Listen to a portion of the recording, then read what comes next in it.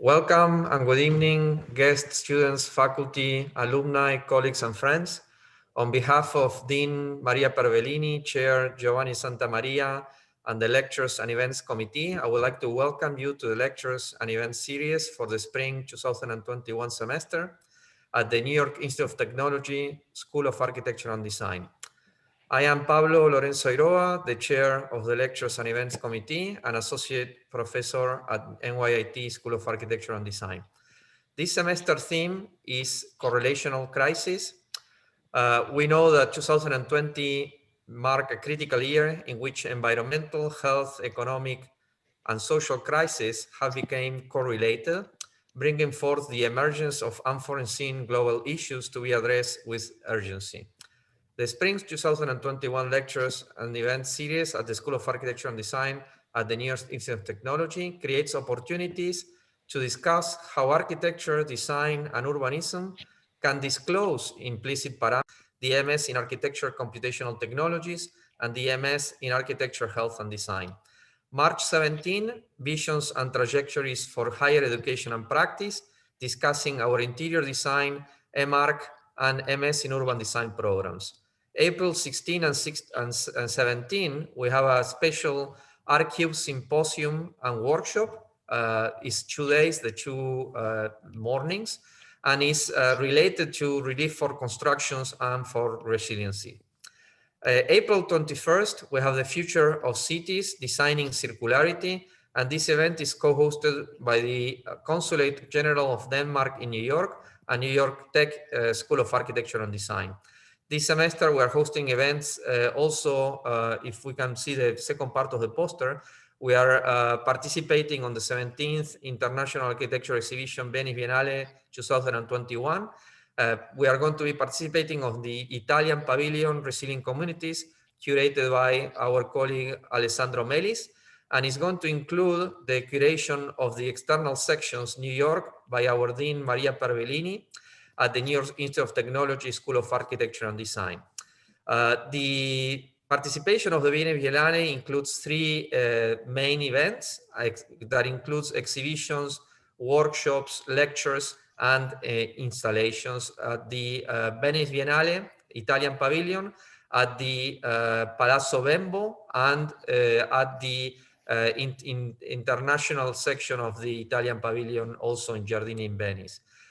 Today's lecture, Mediated Data and Place, as I said, is a faculty research lecture, and it will be moderated and introduced by my colleague Michelle Cianfaglione, Adjunct Assistant Professor at New York Tech School of Architecture and Design, who is going to introduce this evening lectures by John Doria and Donghwan Moon.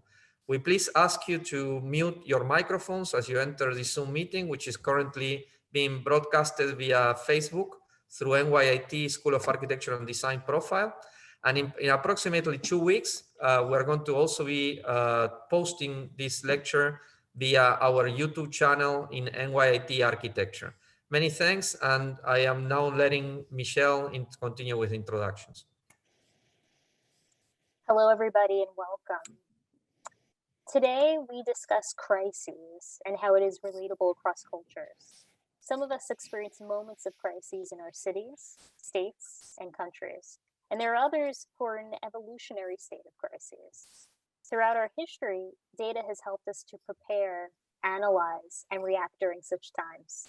Our presenter, John Doria, will talk about the emergence of high tech, big data, and the multiple lenses from which it is read, and how architects can be crucial in mediating the state for others to see. It will be important for us to remember how we are all generators of data in this big world, and about 90% of the data that exists now has been generated in the last 5 years. Our presenter, Donghwan Moon, will talk about how an architect must rely on a small, isolated community to generate their own analog data, and how it led to a successful project that the same community would later support themselves. Moon will also show us how a public space can generate an alive and spontaneous kind of data for human interaction and experience over the course of time. I look forward to both presentations, and my hope is that we will be able to discuss how data can be transparent, how communities can have access to different kinds of data, and most importantly, how data can be communicated in such a way as to make a difference in how we live. I would like to introduce John Doria, who's an architectural designer, construction supervisor with experience providing oversight for residential, institutional, and transportation projects. He's also an adjunct instructor at NYIT School of Architecture and Design, where he's taught Biz 1, 2, and 3, Design Fundamentals 1. John is native to New York, and he's born in Brooklyn, raised in Long Island. He received his Master's of Science in Construction Management from Stevens Institute of Technology, and his Bachelor's of Architecture from Pratt Institute. At Stevens, he was a recipient of the 2018 Construction Management Award, and at Pratt, he worked on an interdisciplinary studio project with NASA to design a transit habitat to transport 5 astronauts to Mars. He's skilled in making sure that projects meet both the client's objectives, schedule, and budget, while utilizing the advantages of visualization and BIM. John has proven skill in developing and communicating architectural design and coordinating multidisciplinary teams to bring construction documents from planning and permitting stages to final design and contract award. Thanks for being here, John. And Donghwan is an architect and a partner of MMK Plus, an award-winning architecture and urban design firm based in Seoul and New York. Before MMK Plus, Moon had worked on numerous residential, commercial, and master plan projects with renowned design offices including Foster and Partners and Kahn Peterson Fox in New York. He's also been actively involved in public interest design in Kenya, working as a director of architecture at M-Tree, nonprofit design organization. He holds a Bachelor's of Architecture from Syracuse University and a Master of Architecture and Urban Design from Harvard University Graduate School of Design. Welcome both of you, and John is going to start the first presentation. Thank you, Michelle. Okay, let's share screens.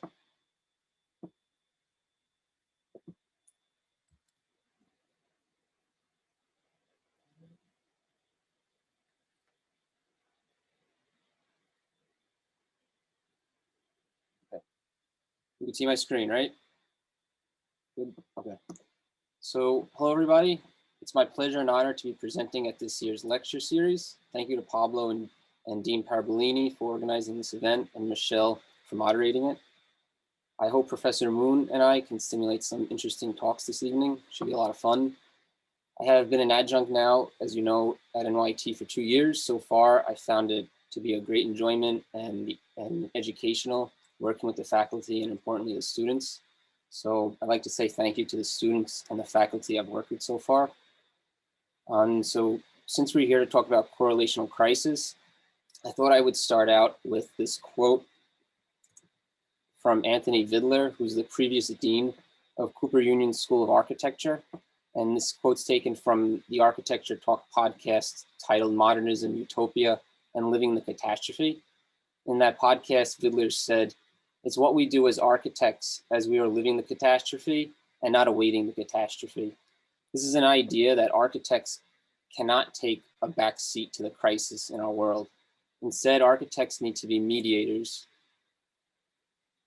who assist in the creation and use of technological instruments developed by engineers and scientists. This could be because of an architect's natural tendency to address the human factors of a problem, why architects should be involved in it, not just engineers and scientists. In effect, it could be possible an architect, as a designer, could develop spatial prototypes, as Vidler calls it, spatial prototypes, to confront our environment's catastrophes. So jumping into the presentation, I'm working on 2 screens, so just bear with me. So jumping into the presentation, I'd like to define the topic of our lecture series, correlational crisis. Correlated being defined as either of 2 things so related that one directly implies or is complementary to the other, and crisis as a time of intense difficulty, trouble, or danger. Combined, we can say a correlated crisis may refer to a time of intense trouble caused by complementary things or activities. So we could think of our era today, the Anthropocene phenomena. Anthropocene meaning the period during which human activity has been dominated, influenced, human activity has been the dominant influence on our climate and the environment. So for climate, that means global temperature increases that you can see here from 1884 to 2020, or increased sea levels rising in New Orleans and Miami. Come on, switch slides. Or here, increased carbon dioxide levels from 2012 to 2016.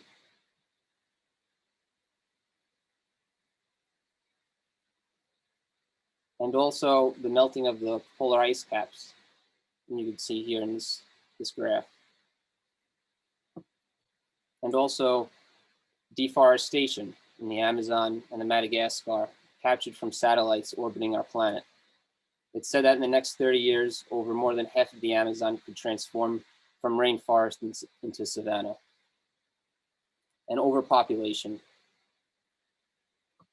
This map is showing the animation of population rising from Roman times to year 2050. And it's projected that by the end of the 21st century, there'll be over 10 billion people on Earth, some which will be at a loss for water, food, and energy.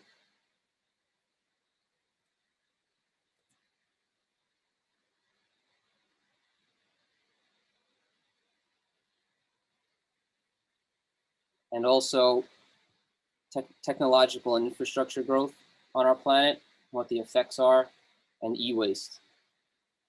Last year, 53.6 million tons of e-waste was dumped and only 17% was recycled. So how are we understanding these Anthropocene conditions in our world? To understand and address these activities in our environment, cooperatives like conservationists, scientists, and technologists are collecting data. They're collecting data as big data, artificial intelligence, AI, and what's called the Internet of Things, IoT. Some of these are objects that we interact with every day, from Amazon's Alexa, or from things that are attached to our cell phones. So now this is what the essence of what my question is here today. Based on Vidler's statement that architects cannot take a back seat to scientists and technologists' work, what structural transformations, or as he calls them, spatial prototypes, are architects creating from the development of big data, AI, and the Internet of Things? So this question led me into dividing this presentation into 3 uses of mediated data. First is data visualization, art installations, and spatial prototypes. So what you see here are just some of the different organizations out there and research laboratories that are actually looking into data. Climate scientists, researchers, technologists, scientists, engineers. So at MIT, Columbia, Caltech, different organizations. They were using satellites orbiting our planet, many of them to take photographs, take readings with thermal scanning to see what's going on our planet and collect this information. We have sensors that are impregnated on the Earth, pulling information from our soils to tell us what's happening inside of them, and drones flying around us to tell us what's happening on the ground. And some of you may be familiar with the Google cars on the street. Here's an image taken from Google cars at NYIT in New York City, in the street of New York City, in the mountains, hooked onto a person, attached to a camel in the desert, or riding through the canals of Venice. So these sensors are everywhere in our environment, collecting information of how we're interacting with it and what's happening. So again, this presentation is broken out into projects that show data visualizations, projects that show as art installations, and spatial prototypes. So first is a project at MIT's Sensible City Lab called Sonic Cities. It's a group of planners, architects, and designers using machine learning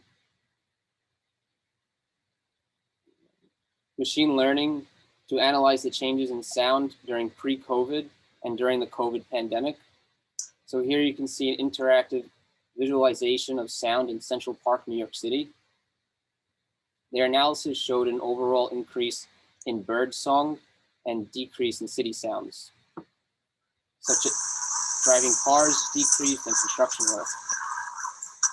So this is their study and the way that they visualize sound throughout Central Park pre-COVID and during COVID. And you could use this type of map, which is very interactive, and look at different locations within the city.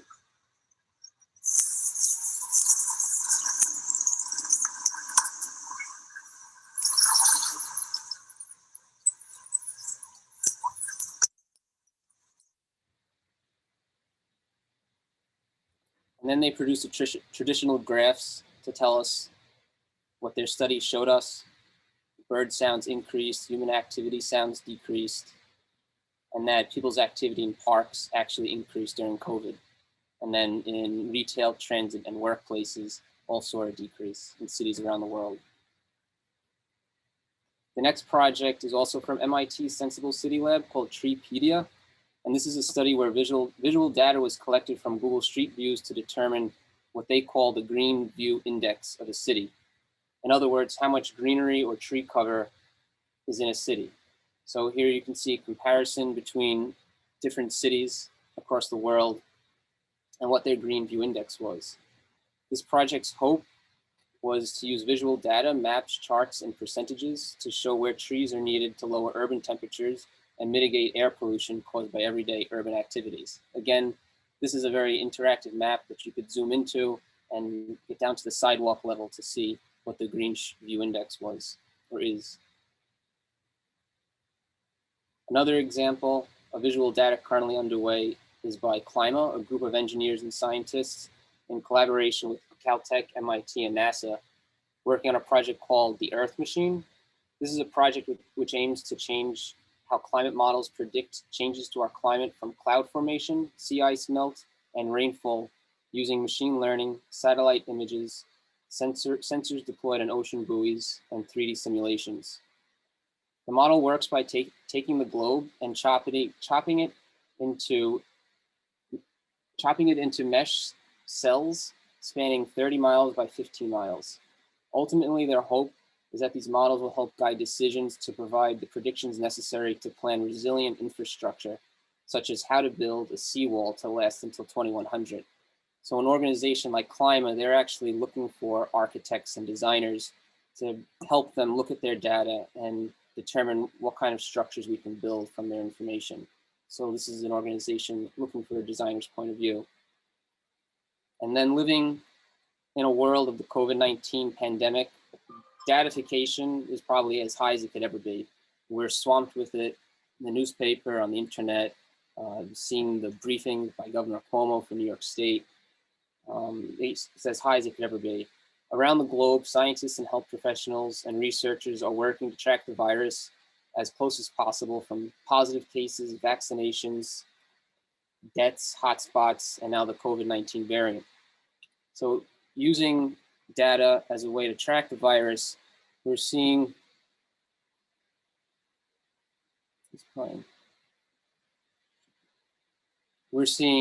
the use of the Internet of Things and cameras and thermal imaging to screen body temperatures of people as they enter an airport or an office building.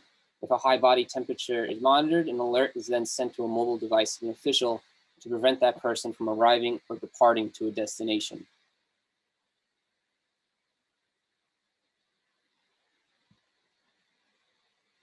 And also using the Internet of Things, such as with smart thermometers, which can monitor body temperatures and upload that information to the internet to create maps and chart where fevers are starting to be on the rise in our country or around the world. So this is some recent data from this company called Kinza, and you could see their smart thermometer on the bottom left. So right now in New York City, there's their percentage for taking precautions is 58. And they see that COVID is what's going around and the flu. So this is the end of the data visualizations portion. The next portion of the presentation are art installations. So art installations are showing the use of data mediated in a context we can experience three-dimensionally. So it's a space that we can enter and see the visualization of data.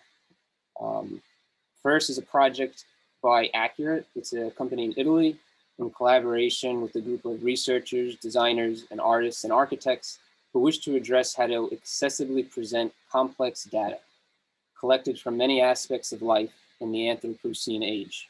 So they wanted to take data from pretty much our existence from 1000 BC all the way to the future, 2400, and show that in a wallpaper scene, a 100-foot wallpaper mural with colored stripes and symbols, which they called the Room of Change.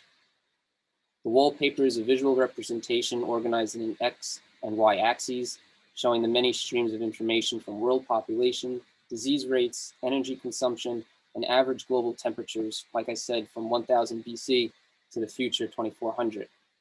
Accurate describes that they wanted to create an experience that brought our world's crisis down to earth in a capacity people could understand and identify with. And in their art installation, they had a key that you could use to identify and learn how to read their map. And you could see the 8 sections that it was broken out into.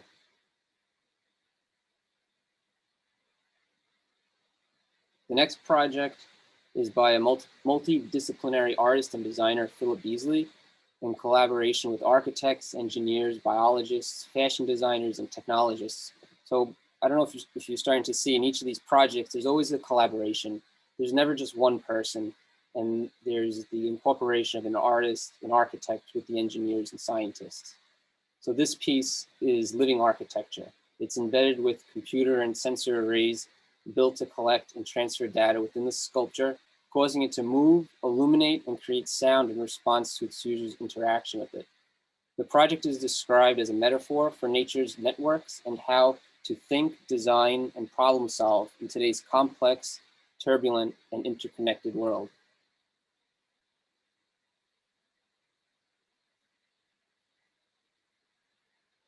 This animation is showing how the sculpture functions.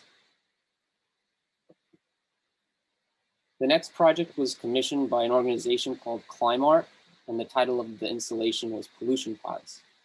Pollution Pods is a set of 5 geodesic domes. The domes are interconnected to allow its visitors to sample air quality from 5 cities around the globe, moving sequentially from increasingly polluted cells in cold climates to warm climates. I have just a short video from the artist here. It should play, and I hope you can hear the sound. Can you hear the sound? Yes. Pollution pods is a series of 5 interconnected geodesic domes in which one can experience pollution from different locations around the world. This installation is particularly important in London because we suffer from very bad, invisible pollutants like nitric oxides. And I thought, well, this would be a really good artistic medium to work with. I want that effect that one has when you get off a plane. So you get on the plane in London, you get off somewhere in the tropics and you open the door and you go, wow, this is really a different sensation. So I isolate each dome so you move from cold to hot and to very different types of pollution. So it has a very strong, immediate, visceral impact on you. A similar project, which I'm showing because it directly uses data to produce the installation, is Wesley Goatley's Atmospheric Disturbances. This is another project which is meeting pollution, just as you saw before, as a correlational crisis. I'm now with Wesley Goatley, and he's going to tell us a little bit about his work named Atmospheric Disturbances. So you collaborated with Superflux. Could you tell us a little bit what it's all about? So it's a work in 2 parts, basically. So Superflux produced the buggy air monitoring system, which is an air pollution sensor that you can put onto prams and buggies. And we did a walk through Milan a few weeks ago and recorded data showing 3 different pollutants as we walked through the city. And we took that data, and Superflux made these really great visualizations which show the walk through the city and showed the people peaks and troughs of the data. And you can actually see at what points and what walk you've got the biggest peaks and lowest troughs. So it was unpacking a little bit about how air pollution works in the land. The second half of the installation is a way of thinking through and with this data. So thinking about challenging ways that data visualization is traditionally done towards creating new forms of sense making of this kind of very complex dense data set. Wesley, we're here at the Design Week, and I'm now with The final art installation project that I'm going to be showing you is the result of tracking space debris in Earth orbit. So space debris, if you don't know, it's both natural meteorites and artificial man-made particles. Man-made particles include debris and non-functional spacecraft, abandoned launch vehicle stages, and mission-related debris and fragmentation debris. So all that junk you see fly off of the back of like the Dragon SpaceX vehicle that just launched a few months ago. So currently there are millions of pieces of space debris ranging from the size of softballs to the size of marbles and smaller, orbiting at 17,000 miles per hour above our planet. So how are these objects tracked? What's the data we're collecting on them? These objects are tracked by ground-based LiDAR sensors that create 3D representations, those same sensors that we use on construction sites to make the point cloud models. So Studio Rosengård created installation from collected sensory data to visualize space waste and raise awareness about its presence.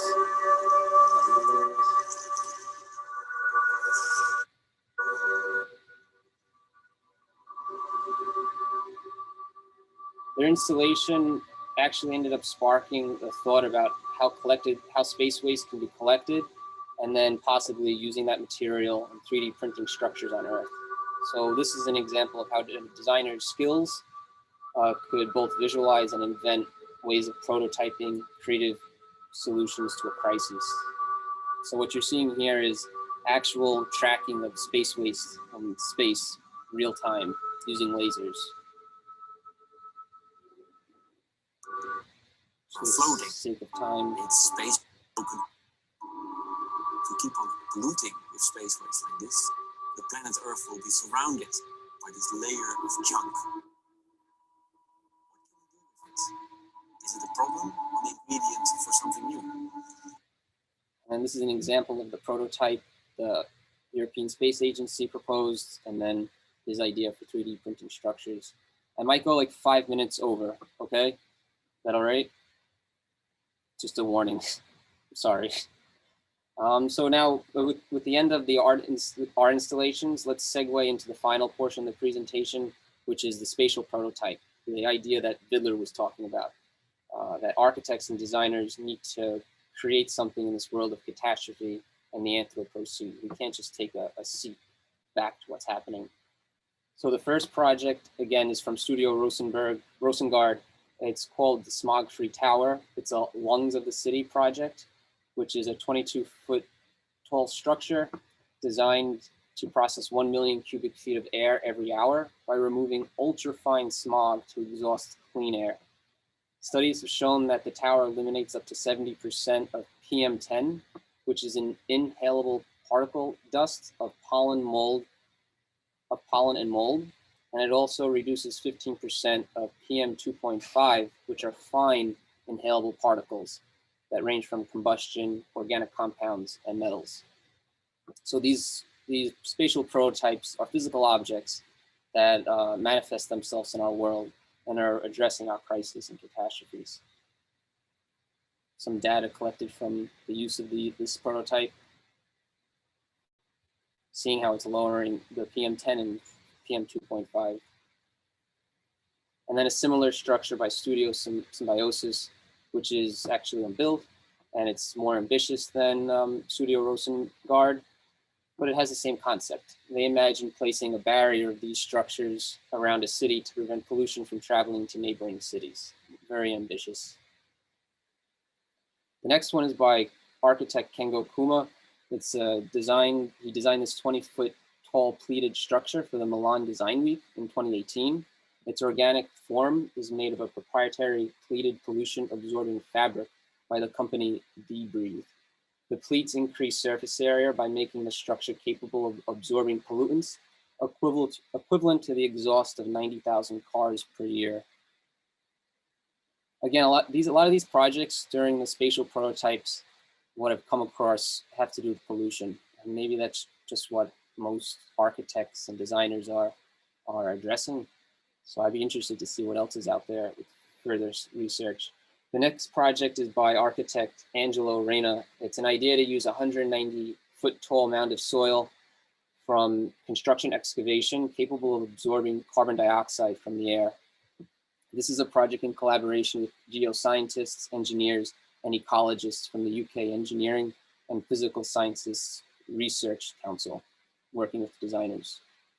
It's the idea of absorbing CO2 using the soil. The idea of CO2 absorbing soil is actually not a quick fix to increase global CO2 levels, but this project shows the results when designers join forces with other scientific and engineering communities and what's possible. I don't know if it's so visually appealing, but again, it's a result of that collaboration between architects, engineers, and scientists. The next two projects share the same goal of cleaning ocean pollution. This one here, more of a conceptual project by architect designer Lenka Prechikova, called The Eighth Continent. It's very organic, parametric. It's programmed to act as a floating station to collect plastic debris from the water's surface and break it down into recyclable material. The next project, which is similar to The Eighth Continent, is actually something that's in use by the Ocean Cleanup Group. It's called System 001B. It's another prototype that they've been working on to collect plastic waste. So they've used satellite imagery and sensors to detect the quantity of plastic waste in the ocean that's found in what's called the Great Pacific Garbage Patch off of California, which contains waste with the size of 3 countries of France. Their instruments use the natural forces of water and a sea anchor to capture plastic waste. And this past summer, the Ocean Cleanup Group actually just removed 103 tons of plastic from this area in the ocean. This next project is called the Float Lab. It's created by a team of artists, designers, and architects from California College of Arts Architectural Ecologies Lab in collaboration with a team of scientists. The goal of the project is to demonstrate a new type of architecture for climate adaptation capable of supporting marine life and acting as a coastal breakwater structure. Its structure can support marine life such as mussels, oysters, crabs, and sponges. It also is equipped with solar panels to keep it operational and has the ability to operate with sensors to capture data about its environment that it's floating on. You can section cut through the prototype.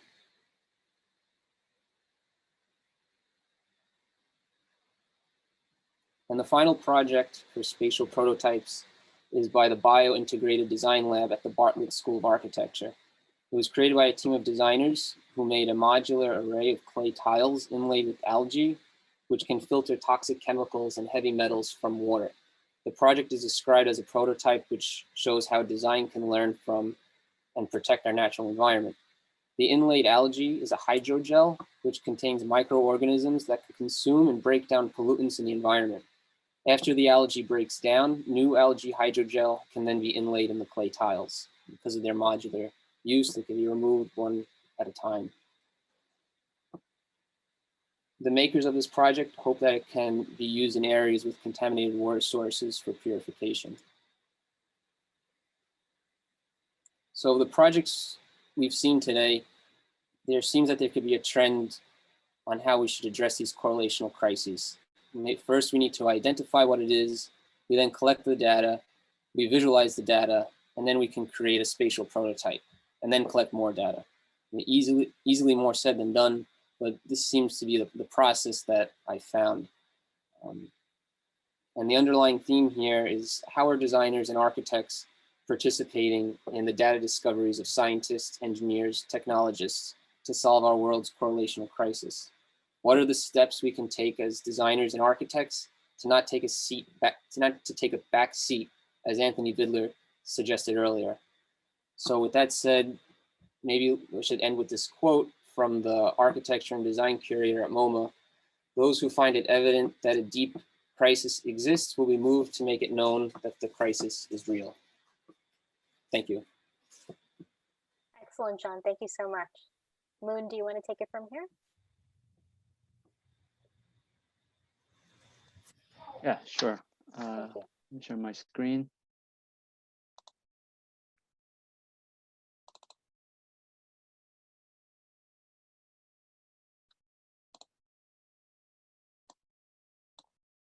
Can you guys see the screen? Great. Well, first of all, thank you, Michelle, for your introduction, and thank you, NYIT, Dean Pervelini, Pablo, and all the lecture, preparation group. I appreciate this opportunity to share some of my work and research. The title of the talk today is called New Public Place, The Story of Two Islands. What I'm going to talk about is basically two recent projects that I just completed. And both actually projects deals with this idea of public space that is quite inclusive, diverse, and sustainable.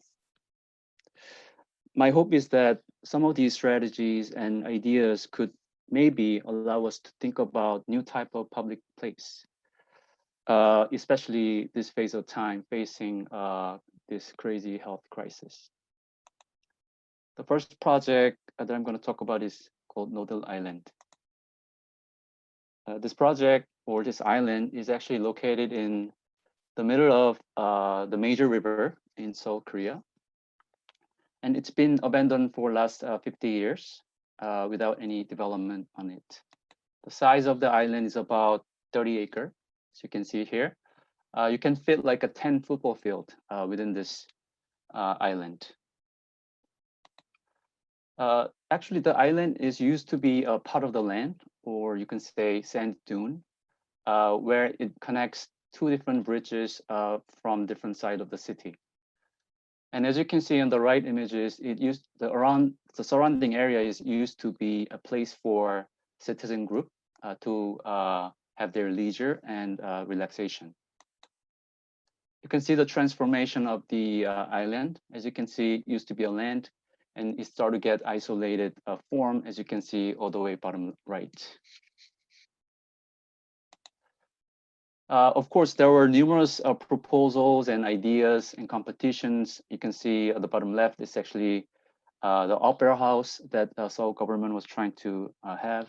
It was a winning proposal by Jean Nouveau, but none of those work actually didn't work out due to budget issues and political problems. So this is the image of island. The government finally decided to create this new cultural center with the theme of music. And this was our competition proposal for the island. Our main idea was to have a minimum impact to the island and trying to respect the existing ecosystem and preserve the DNA of the island, of course, and also focusing on these various kinds of open spaces that is open to public and really enjoying this moment of surrounding cityscape. In order to achieve that, we had to reconfigure our groundscape of the island.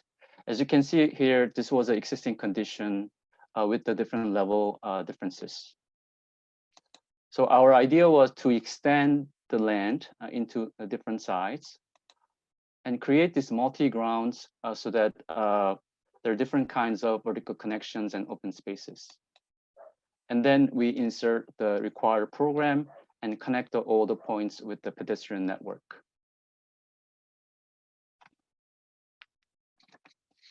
So this is actually our proposal, the master plan and the section. You can see this extended ground level from the middle, and although the intervention is quite integrated with the new grounds. This is isometric that we also submitted. As you can see, the architecture actually becomes more like a framework where the open spaces is actually main element that is celebrated by different people and public. So this is an actual photo or the completion of the island with the city background. This is a top view. You can see the right, there's an existing forest that we actually upgrade with a lot of collaboration with the environmentalist. And also on the left side is the actual intervention with various kinds of open spaces. As you can see it here, different decks, green areas, large lawn, medium size event spaces, and so on. This is another view looking at the island. As you can see, different side of city. And also you can see this extended ground level that is inviting for the public. And those two lighted building is the main program, which is a performance center and multi-purpose event hall. So another view of the top space with the different kinds of pocket spaces and openings. And this is another view showing the large courtyard space connecting up and down. And then the performance center in the back. And this is also showing our different levels. You can see this is an extended ground level that I was talking about in our diagram, and with the openings to lower level. And obviously it will come up to different levels of our the roof or roof deck of the buildings and connecting to the performance center. And also it cross with the bridge connected to the other building, which is a multi-purpose the event space, and eventually connected to the forest in the back. So kind of showing our concept, creating this new type of open spaces. So this is a kind of view showing two different levels. The lower level with this bunch of market stands, or we can call it fair, while the upper level is kind of quiet community garden. If you go up a little more, all the roof decks are open to public so that these people can enjoy the city views. And also there are lots of pocket spaces created by these buildings, looking at also to the city. This was the plan that we submitted for our competition.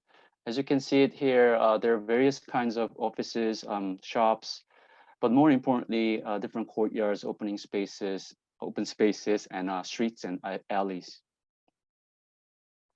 This is another isometric we drew, showing this underground space that is almost like a village-like space with a lot of interesting openings, and of course, performance center at north. So this is the actual result of it. Grand staircase make you come down. So I wouldn't call it underground. This is actually lower ground with the different kinds of light coming in through openings, and eventually connected to different shops, and also connected to main performance hall, as you can see, and bookstores and large courtyards, again, connected to some kind of laboratory or some event spaces, on and on and on. When you cross the bridge, you're actually connected to this multi-purpose the event space, where it's also connected to the forest that we upgraded.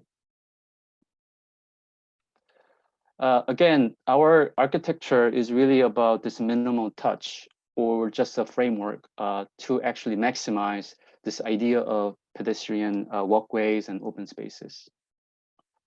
So when the weather gets warmer, large lawn becomes like a picnic area, markets or fairs, sometimes large gathering concerts, and sometimes it just creates a beautiful view to the city, and ice link during the winter. But you could find some interesting phenomena here. because the trees around losing the leaves, and then city is actually exposed even more than the summertime.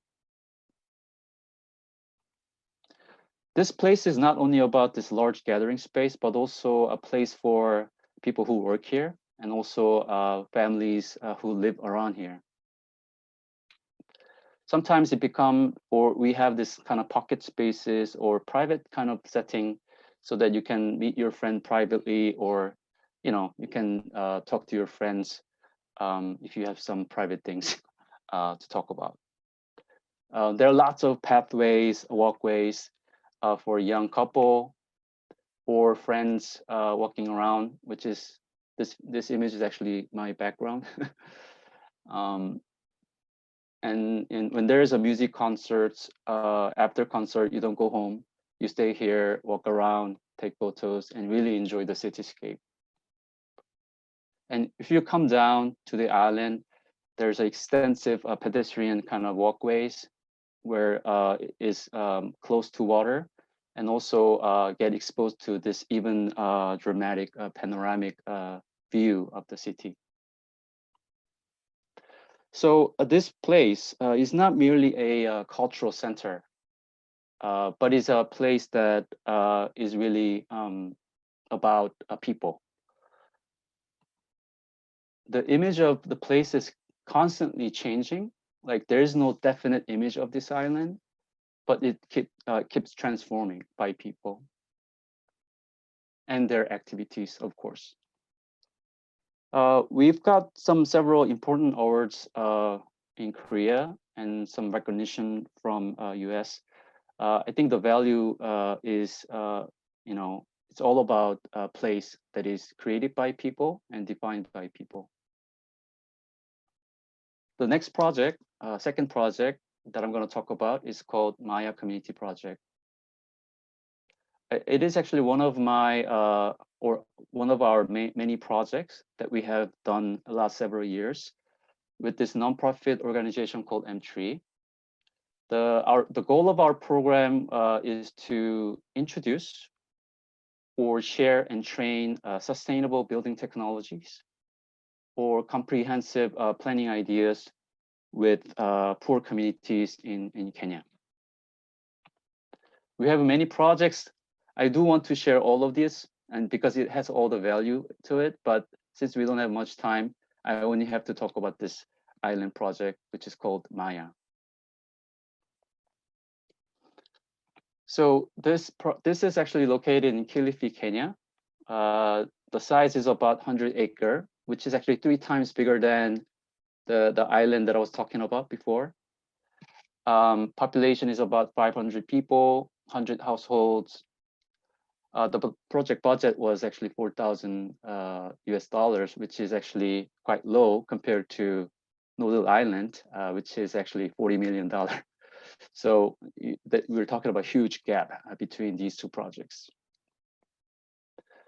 But the island itself is quite beautiful, as you can see, very pure, untouched. This natural kind of image of the island is quite beautiful. However, the living condition is quite opposite. As you can see, the buildings are unstable. There's lack of access to electricity or water, like a fundamental infrastructure.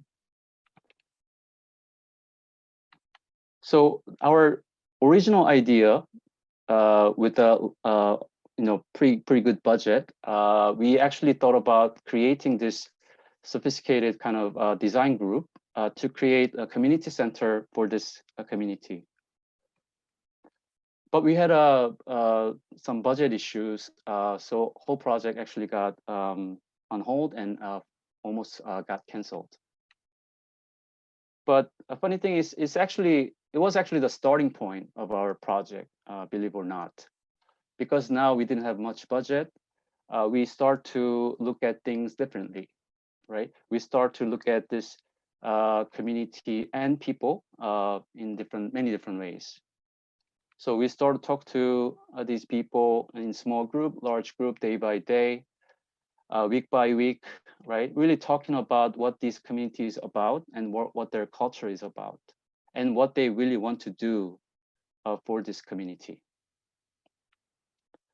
So we trying to involve, and to be honest, like lots of like most of community members were really joining us to really think about, you know, as a team, right, what we can do for this community. And also each members or these young people also, you know, start to present themselves, you know, talking about their design and their vision for the community. And then as a result, we kind of collected this bunch of information, you know, about what the community is really thinking about, what their needs are. And also we use this plot map to collect the information of households and also community spaces and different kinds of areas for the community. So as you can see here, you see a lot of schools, you know, in Swahili. So basically the major, the need for the community was the education, school, and place for kids. So with this low amount of budget, our conclusion was to upgrade the existing school and also the surrounding landscape. So this is kind of the photo showing where community people usually hang out. And this is the actual condition of the school with unfinished floor and wall and windows. So after a series of talks and a series of design charrettes with the community, we decided to finish the school, obviously, and then even add a little office for teacher. And we proposed to create a outdoor gathering space for the children. So this is showing that we're collecting the local materials, which is local stones or shells, in order to complete our floors of the school. I mean, the floor of the school. And we start to also thinking about how to create this new windows and using those local stones to complete the foundation for this playground. And we also used lots of earth to create these blocks, which we call earth-back technology. So everyone joined as a team to build this playground structure. Even you know, young ladies or small kids, older mamas, we all kind of joined as a team to create this school and the surrounding landscape. So as you can see, you know, young teenagers who doesn't have anything to do or no job, they start to learn these skills and participate to build these blocks, and they had really a great time.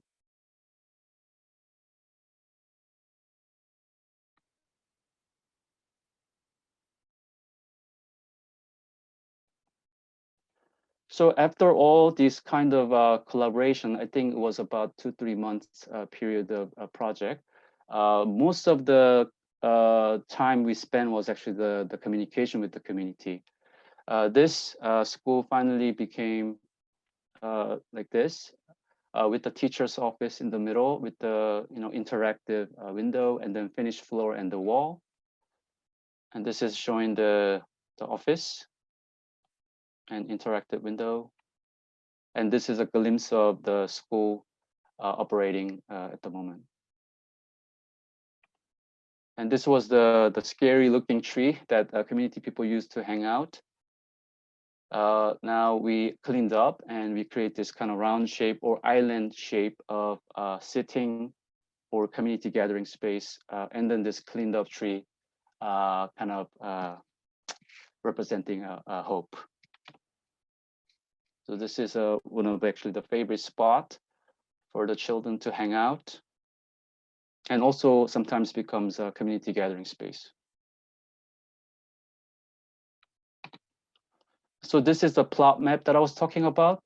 This is a collection of all those information of households and community places. And we start to really talk about these really in day by day and week by week, right?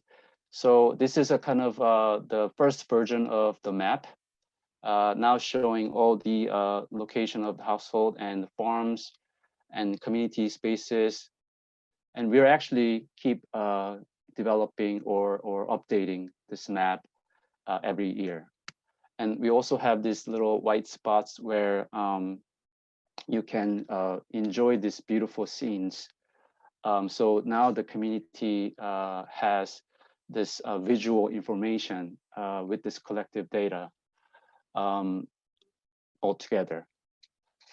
And I'm sure that this is only, not only, but this is also a guiding tool for community to develop their grander vision for their built environment. And also definitely this provided some kind of or sense of ownership or a pride for these community members. And we won a Social Economic Environmental Design Award by Design Corp after this project. And I think the value they take was, it was all about the people-oriented participatory project that is actually for people. So I'm gonna try to perhaps finish up here. These two projects, I mean, both are islands, and it's quite different in terms of its context, you know, people, its culture, and also, you know, stakeholders, and of course the budget, right? Completely different. But I do think that there's a commonality that both projects shares, which is really about this idea of public space or a place that is diverse, flexible, but also very accessible. And more importantly, both projects are created by people and made by people and shaped by people. Facing this crisis or health crisis, definitely now we have little bigger task for us designers and architects and planners. We really need to think about this new type of space that is healthy and also safe. But I think that perhaps these kind of people strategies, which allow us to think about better communication with the different disciplinary professionals or groups, or more importantly, actually the public who will be using the space and who will be actually shaping the space. If we do well on this, I think there's a hope that we might create new type of public place that is not only diverse and inclusive, but also very safe and healthy. And that's the end of my story. Thank you. Thank you so much, Moon. So while we're waiting for questions from the audience, I have prepared some questions to get us started. The first one is going to be for Moon. Moon, how do you think high-tech big data can begin to infiltrate communities like those in your last project, in the Maya project? Yeah, I think that's a good question. I mean, looking at also John's presentation, we talk about this high-tech digital data collecting, you know, and then how we can create a new type of space with that. I think it's really great to see those kind of examples. And but we are talking about here places like not even having a proper access to fundamental infrastructure, right? Obviously, electricity is not there, and also lack of digital access, right? So, but the funny thing is, in Kenya, I think there's a extensive mobile network. Like everyone has a phone, right? And also there's a company like M-Pesa or some other software platforms were collecting data from the phone. Very simple and easy, right? So even though people are poor, I think that they gotta have phone. I'm not particularly talking about these group of people. I'm talking in general in context of Kenya, right? So I think maybe that could be the starting point. Maybe we can think about, maybe there's a way to, for these people to get these kind of affordable phones. I don't know, maybe. And then somehow, if that's a possible thing, I think maybe then we can create some kind of new platform or software or app that collect information from these different kinds of communities. And maybe there's a connection to different kinds of NGOs or public interest design groups, so that they can understand these community issues, and also they can better serve these kind of communities with the right information. So maybe I'm not sure yet, but maybe it's a possibility, and there's a high chance of it. Excellent. John, I have one for you. There is such an overwhelming amount of data available now. How do you think architects can begin to shift through this information or sift through this information when first beginning a project? I think we need perhaps not our own, but we probably should create some sort of public site on the internet where we can share our data and to address the crisis. And if there's some sort of public platform where we could probably just organize data relevant to our skills, talents, and how our minds are wired, then maybe we could all we could come together and then make some more spatial prototypes together. And then I think the second thing is we need to start, if we're not, we need to start talking to these other cooperatives and the engineers and the scientists, and like Moon, we need to really just jump in and talk with the community. I know a lot of architects are doing that, but maybe it just needs to be a little bit more visible somehow. You just need to show what's possible. Excellent. And then I have one for each of you. I think it's relevant for both presentations. Can you each highlight for us a moment in a project or an installation that you presented today where you have seen the crucial implications of the communication of the data?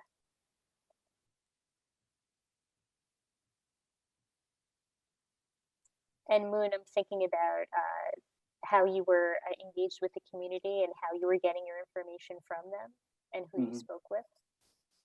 Yeah, I mean, again, even both projects, I'm not talking about just the community project in Kenya.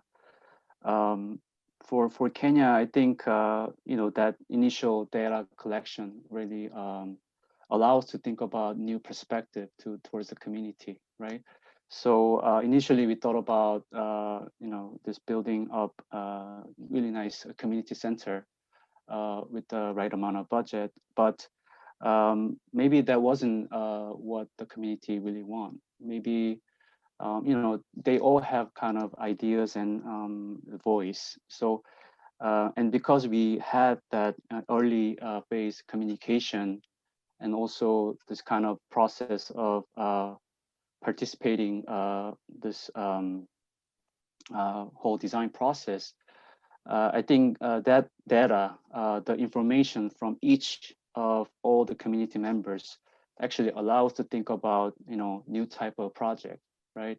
So the beginning was very important, and that data was actually the key source to initiate our project that I just showed. And then also for the Nodal Island project is, I mean, I didn't really talk about the previous, the process of, getting into the competition, right? We joined the competition and we proposed the competition, but before the government actually trying to make this a place into more citizen-oriented cultural center, but there was numerous kinds of data collection from citizen group and also different kinds of experts, dealing with this environment, and also, different architects and urban designer planners. I mean, there are so many different kinds of discussions before even the competition started. So I think without those early data collections or communications or guideline, probably we couldn't have this kind of space that we have today for the Nodal Island I'm talking about. So both projects definitely deal with this this idea of data and how important those collection would be. I think that's my answer for that question. There's definitely not just one person that can hold the data to themselves. It needs to be transparent and accessible. It's an open source. I think that's really important. So it should be, it's our data. It's collected from us, just like on Facebook or LinkedIn or Twitter. Where our data from us is being collected all the time without us even knowing about it. And it's ours. So whatever's out there being collected by some cooperative, it should be public. And like the Moon's projects, we should work together to try and decide how it's going to be used to produce something that we could actually enjoy, and it could be sustainable for our kids' kids, and the rest of society. I think that's really important. And the communication, it's crucial. It's the powder keg. It's whatever's going to start the discussion and the data collection. So there always needs to be some sort of prompt. And whatever it is going to spark us and start to discover something. Excellent. And I just, while we're still waiting for questions, I just wanted to mention, Moon, in your first project in Korea, you and I were talking earlier, and I just wanted to share this with everybody. We were talking earlier about how your place, these public places, they start to collect the data of use, because they're so open to program. And it's so interesting to see, as architects, we have to leave, some things kind of left to interpretation so that people can start to design or self-organize their own space. And it's just interesting to go through your photos and see the 24-hour and 365-day narrative of place, and how people start to leave the impression of the place is collecting the data of this use as it evolves over time. Right. Yeah, I think, I just want to mention one more thing, because, nowadays people go there, to enjoy the public space. But when I actually see a bunch of photos from different people, mostly the photos of people hanging out, people doing something, it's about all events, not necessarily about the buildings, right? So I think that was a goal for our project design, and it's really a pleasure to see how people enjoy the space, right? So I just want to mention that. Great. So I'm opening the floor again to anybody who has questions for John or Moon. I have a question from Boyega. Truly impressive work. Do you have a vision as to how, and this is for Moon, do you have a vision as to how the local communities in Kenya will be able to envision, design, and build the projects themselves in the future, I guess, after you?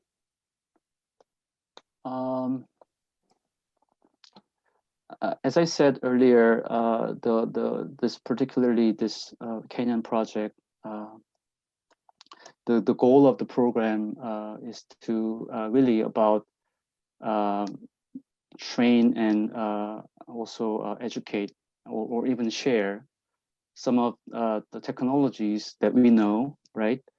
And perhaps they can use those strategies and technologies to build their own built environment, right? For them to be sustainable, right? So, for example, like this very simple earthback sort of building technology, when we train them to, or not train, share these kind of technology with them, they absorb it and they start to build their next building with the similar kind of the technology, right? So I think this is not about the single project, but it's a kind of ongoing project, but we still need to monitor and really keep on this idea of communication, for them to sustain. It's not like one day or one time we go there and then also share this ideas, but if we don't really monitor or anything further than that, I think that's just a one event, right? So it's also important to have a local sort of coordinator, which in fact we have, right? So that's the kind of bridge. Those personnel or people are the bridge between us and them, right? And even nowadays, unfortunately, this COVID thing actually made us to slow down a little bit, right? We can't even go there. But I think once things get better, I'm sure we can also keep communicating with them, and then maybe we can guide them to build their own environment by themselves. So that's the kind of strategy here and a goal for this program. I'm not sure if that's answering your question, but that's the idea here. Great. I have another for you, Moon, from V. Viola. Can you point to how you determine the community mapping methods? Yeah, because it was interesting because when we were discussing with the community group, to think about what we should do, and it was by accident, to be honest. There was a community plot map, right? That was actually hanging out somewhere. The leader of the village, his house, right? And then just that little moment actually caught up my eyes. And do they have a proper map, right? Questioning to myself and also our team, right? And then that simple thinking or simple thought actually allows to make this community map, and then it just, I think it's such a memorable experience because they never visualize their land or their houses or their community in this kind of visualization, right? So they're really active about pointing out where they live, and really great time, right? So there was no specific starting point of creating this map, but this is also actually started by accident. But somehow it's actually one of the best projects for all of us, right? And this is actually the visual tool for our next project. And also it gives some kind of guiding tool for the visitors who visit the village. It's also for us to kind of think about, better vision for the community. So, it's everything, right? So the answer is by accident, but it has the maximum impact. Great. Any other questions? We have another.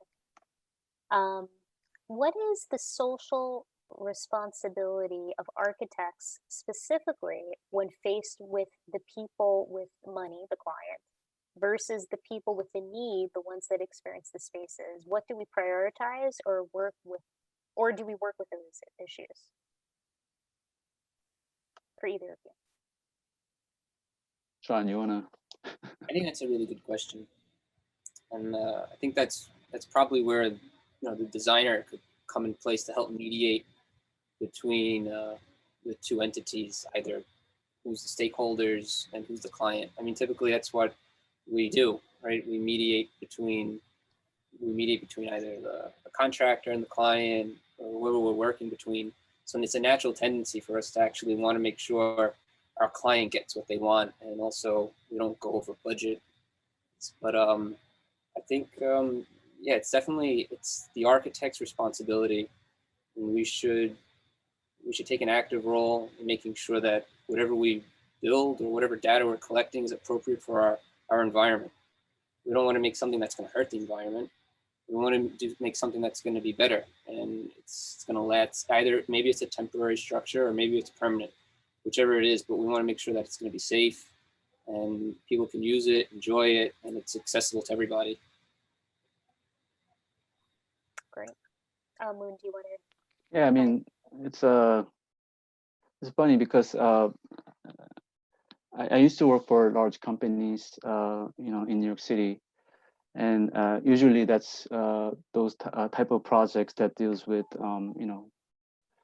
rich client or developers, obviously, and also the type of project that I actually involved with this community, who are poor people and people who really need help. Actually, there was a turning point where, when I went to grad school, right? It's like what I learned is that, design, right, really can change our challenges and problems that we have in global context, right? So I think that was a moment when I was really thinking about maybe I can also focus on some of the works that is really dealing with these challenges and people who really in needs, right? But I'm not saying that these type of projects or large-scale high-rise buildings or master plans of the city, I'm not saying that those are, something that you should just, not think about. But I think there should be some kind of balance, right? So I think that's what I'm trying to do, as you saw in my presentation, right? So those are there's a real project with the client and with a certain budget, and you have to meet the requirement, of course. And then you have to be smart about it. You learn a lot of things from those, right? In order to really engage in this other type of project that dealing with the community, dealing with the place where we who really need help, right?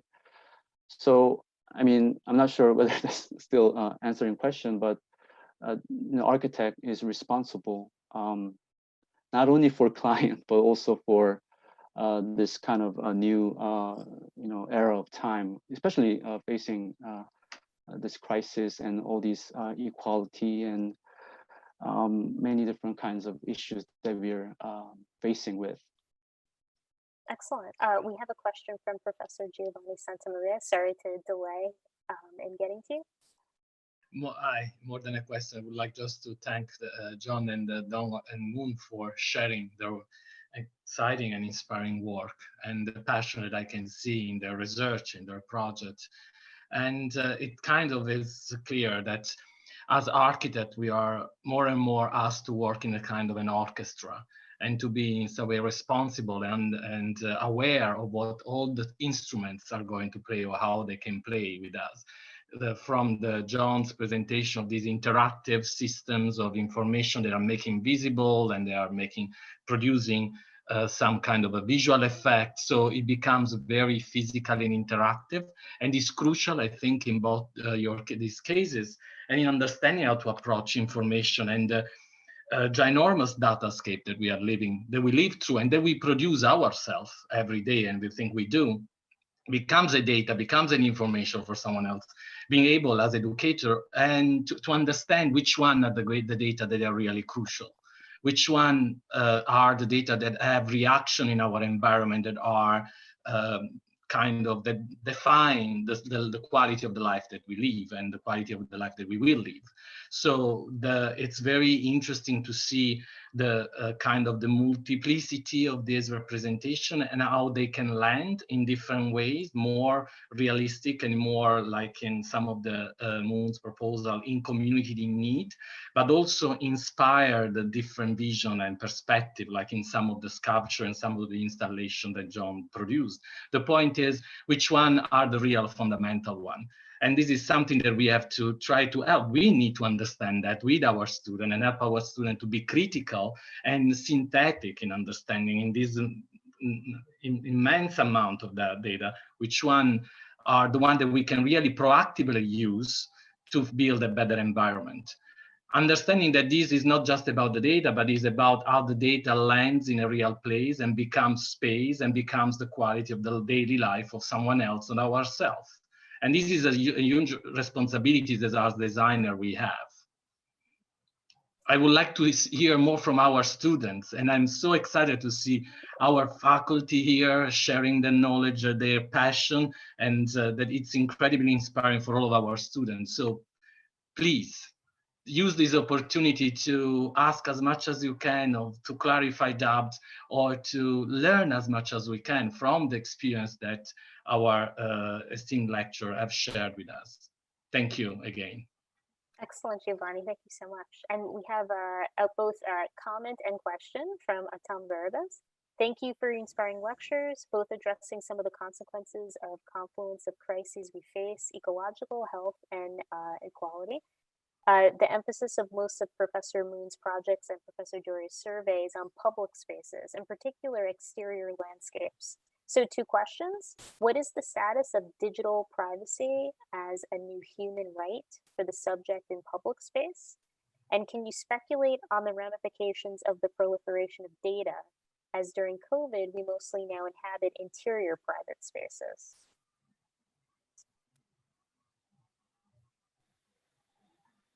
Moon, you want me to go?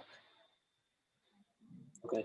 Sure. I think right now, based upon what I've been reading, with the digital privacy as a new human right, I don't know. I kind of want to say we're in danger a little bit right now with our digital privacy and our human rights. It's kind of scary that all of our information is out there and so many people can use it, and we don't know if they're using it for good or for bad, or if they're over rationalizing the data they're looking at, which is really scary, because we don't want there to be some like overall just main idea that is not really at the essence of the problem trying to be answered. So we definitely don't want our data to be rationalized. And then what's the ramifications of during COVID? So are you asking because we're in interior spaces and not outside, there's a difference in how data is being collected? Is that the question? I mean, it seems like the response or the ways in which one might mitigate these crises, ecological health, equity, is the focus on public space, on landscapes, and that theme reappeared again and again in both of your presentations. I mean, aside from maybe the installations.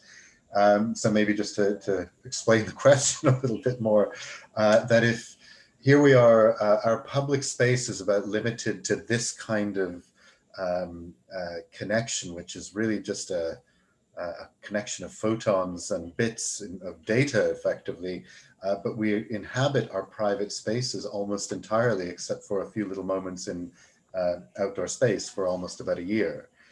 So the question really is just asking, you know, the proliferation of data for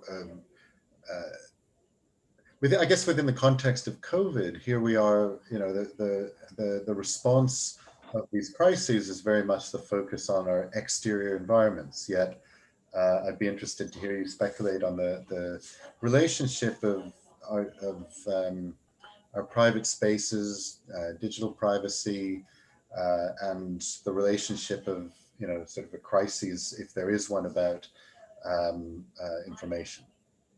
Yeah, I think maybe right now, that's probably what a lot of data scientists and researchers are trying to do. They're trying to figure out ways where they can get into our homes and find out what we're doing, you know, and they can't have a satellite, you know, go through our roofs and see how we're moving around our homes or our apartments.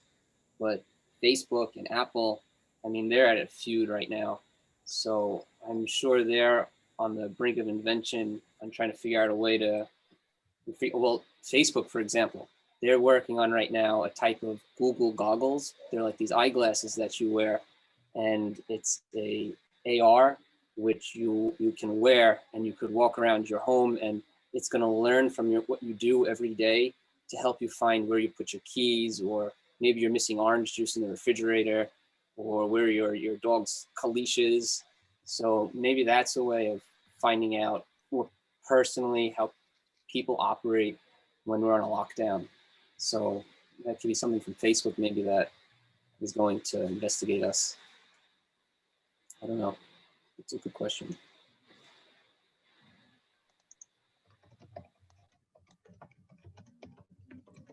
Moon, do you want to comment? I mean,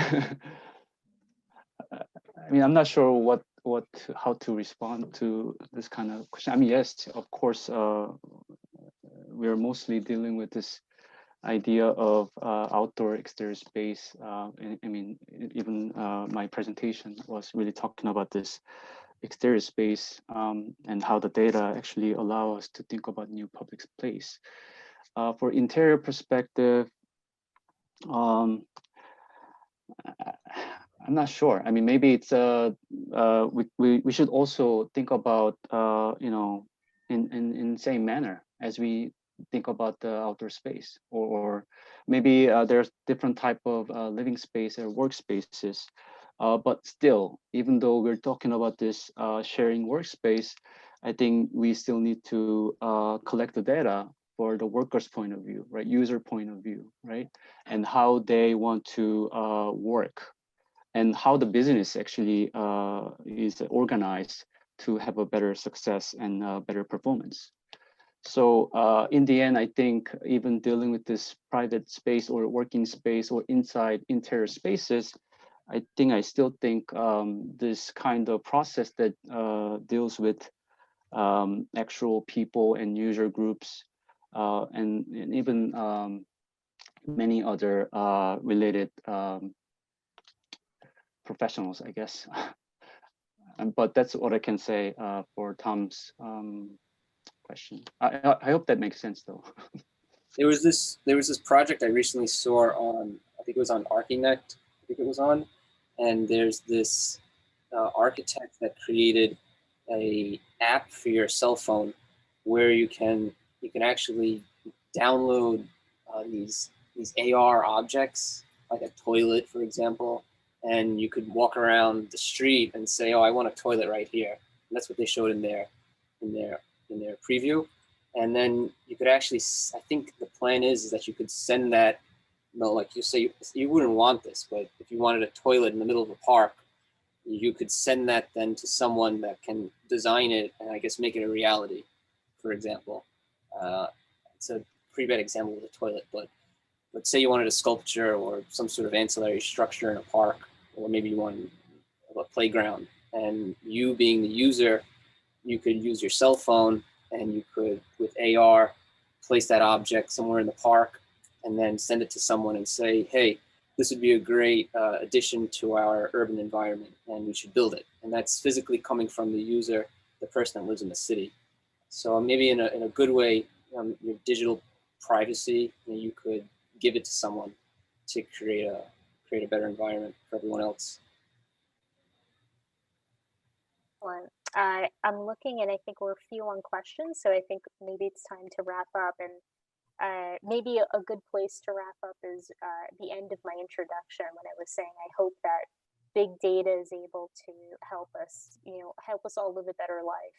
And maybe the question for both of you to end on is, how do we use, how do we, we're beginning these projects with the data before and processing the data through.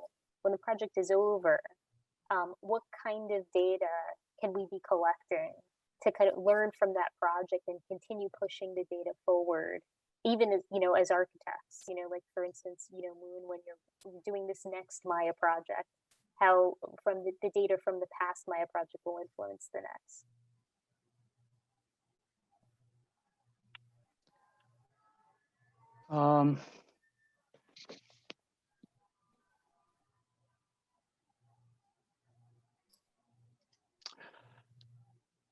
I guess I'm not sure whether I understood your question correctly, but what's next, right? Pretty much.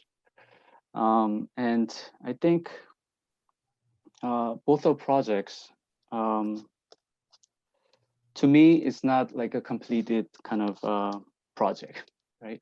It's a still ongoing thing. As I showed the one of the community map that I show for this community is constantly changing, right? I'm collecting more information and more data, and really upgrading this map. And also, you know, because we have this early data collections, I think that is actually generating a new set of data that we want to know in the future. So I think the next phase for my projects for this particular community is really be more specific about type of the needs or actual kind of mechanism that can really make this community to be sustainable. Really understand what are the type of the supports, for example, whether it's a government or maybe some other NGOs that really want to have an impact to these kind of communities, or perhaps maybe it's a student group in Kenya, or maybe in students in NYIT, so that we can have this kind of collective understanding of these data, and then perhaps we can do a next phase of project, whether it's a community center or new type of master plan. I'm not sure yet, but I think that's the next step for to pursue for this particular community project. And also for the island, the Nodal Island project is actually always teaching us to think about type of public place, right? Sometimes it's not just merely open space where people can do different kinds of activities and events, but it's actually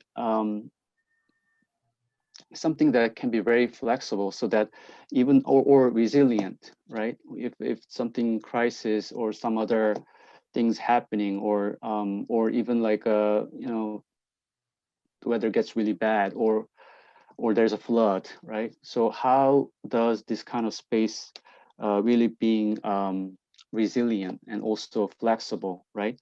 So I'm keep kind of looking at those moments of transformation of this island, so which is actually a collection of data, and then also I can utilize those findings to create something else, right?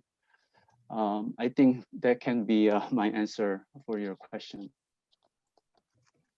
And John, if you want to address it via the installations, what to do with that end user data? I think before even thinking about what to do next, personally, I think there's a lot of value in history, and we stand on the shoulder of giants, is the famous saying. So I think we could look at historically what has projects in the past where there was very limited technology. I think we should look at those projects and see how they were developed, and what was the key points that brought them to them being a spatial prototype, and then what came next. And then I think then we could look at our current situation and look at these projects and then say to ourselves, what do we need to do with these now and in our world, and how our social lives are changing, economies and politics are changing. And then I think that's how we could evaluate what to do next. It's kind of difficult, and I don't think one person should have an answer. It needs to be really like a team discussion, right? What's the other saying? The other saying is when you have two people or from multiple disciplines coming together is when you get the best outcome. So, and it can't be people from one discipline. It needs to be a collaboration. That's what has to happen. I love that answer, because I asked a lot of my students to come to the lecture. So this is your moment. Your professor is always telling you that you can't do a project by yourself. So it's important to collaborate, not just with other practitioners, but your colleagues in studio.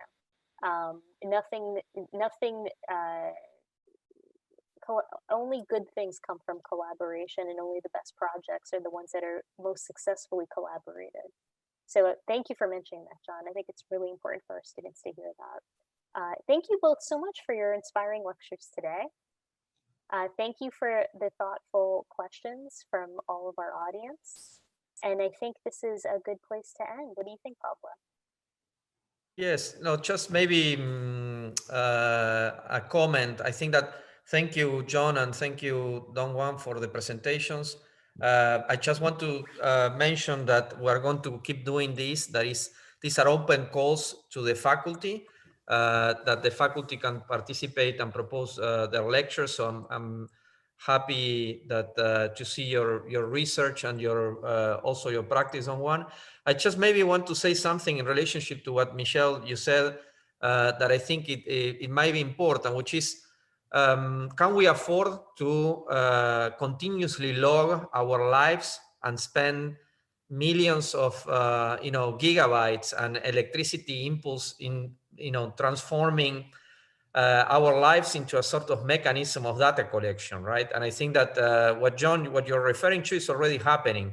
The Internet of Things is a project to intercommunicate all the devices and to actually, obviously, are already scanning what's going on inside their homes, right? Everything from the toaster to the refrigerator to the, obviously, Alexa and all these more intelligent apparatus. But the question to me in terms of efficiency, I think it was great to see the contrast between the two presentations, between John and Donghwan. And there is a question of efficiency. What is the minimum source of, if you want, of a bit of information, one bit of information, if you can transform the world, right? And one, if you want the minimum amount of matter, right, in Donghwan's project, right, to actually transform a community. And I think in that sense, we have to do a better job measuring and validating all the way from origination to destination, how our projects are not only performing, but how many resources are consuming. And I think that that's perhaps one of the biggest questions. And I'm not sure if it is a problem of measuring and validating only, because we will go back to a functionalist paradigm in terms of linear relationship between data and the use of that data. And I think that the question today, especially after the Second World War and post-structuralism and so on, is how can you open up to undeterministic scenarios, right? In which you're not being measured via data, and then you fall victim of actually behaving the way that data is actually being projected into you, creating a very problematic loop. So I thank you both for the presentation. I thank you, Michelle. It's just a comment, just to leave it there, but I think I also agree that perhaps we can finish here. But thank you for the moderation. Thank you for the participation, and thank you for the audience for joining us.